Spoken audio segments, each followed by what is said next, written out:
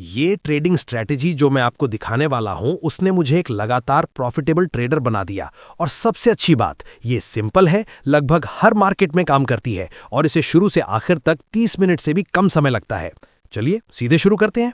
एक आम गलती जो मैं नए ट्रेडर्स में देखता हूं वो है हर मूव के एकदम टॉप या बॉटम को पकड़ने की कोशिश करना।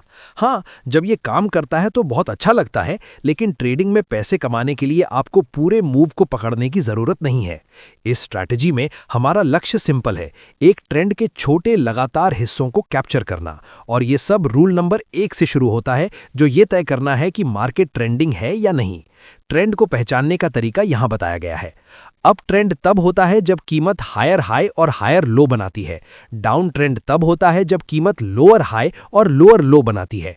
हम तभी ट्रेड करते हैं जब कोई साफ दिशा हो, न कि जब कीमत साइडवेज या चॉपी मूव कर रही हो। एक बार जब आप साफ दिशा पहचान लेते हैं तो हम अगले स्टेप पर बढ़ते हैं, और ये 80% खराब ट्रेडों को फिल्टर कर देता है।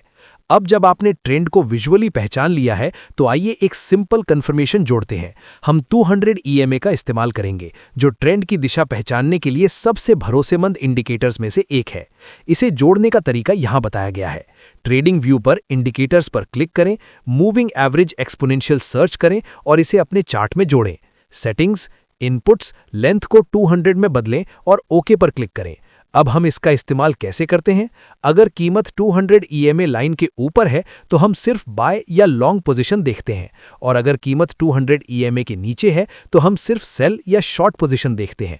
ये आपको ट्रेंड के साथ ट्रेड करने में मदद करता है, न कि उसके खिलाफ। और मेरा विश्वास करिए, वो एक फिल्टर ही आपको बहुत सारे नकली सेटअप से बचाएगा।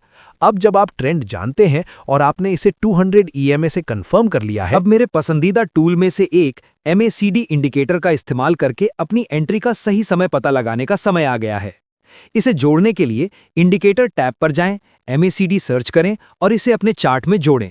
आपको कोई भी सेटिंग बदलने की जरूरत नहीं है। डिफॉल्ट सेटअप इस स्ट्रैटेजी के लिए एकदम सही काम करता है। अब ये कैसे काम करता है, इसका एक छोटा सा ब्रेकडाउन यहां दिया गया है।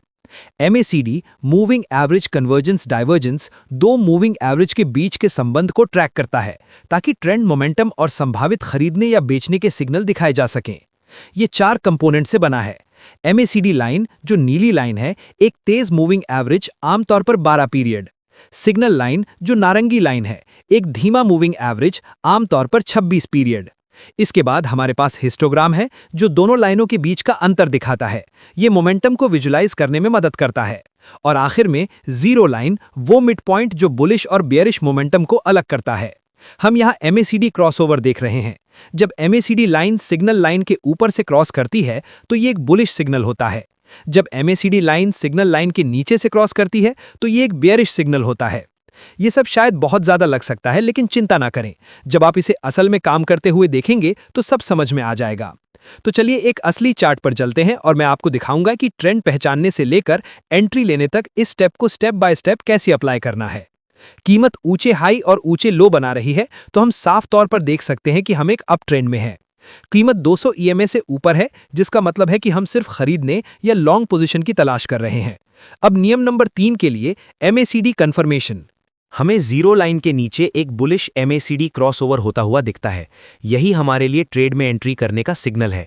हम लॉन्ग पोजीशन लेते हैं, स्टॉप लॉस को हाल के स्विंग लो से ठीक नीचे रखते हैं और अपना टेक प्रॉफिट स्टॉप लॉस की दूरी से 2 गुना सेट करते हैं।